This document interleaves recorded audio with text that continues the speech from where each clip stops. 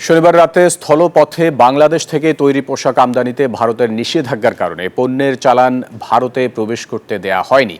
এ কারণে বেশ কিছু রপ্তানিকারক প্রতিষ্ঠানের 50টি ট্রাক তৈরি পোশাক নিয়ে বেনাপোল বন্দরে দাঁড়িয়ে আছে।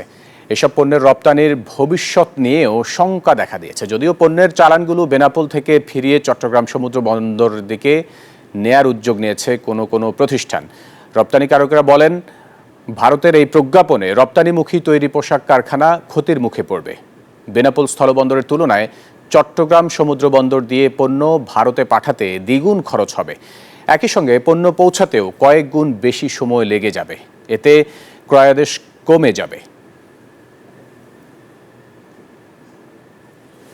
ইন্ডিয়ান পার্টির আলোচনা চলছে যাতে পূর্বে এলসিকৃত পণ্য রপ্তানি হয়। প্রায় 100 ট্রাক গার্মেন্টসের পণ্য আটকা পড়ে আছে। আমরা চাইবো ভারত অতি দ্রুত এই যে হঠাৎ যে একটি সিদ্ধান্ত নিয়েছে এই সিদ্ধান্ত প্রত্যাহার করবে এবং আমাদের ব্যবসায়ীরাও উপকৃত হবে।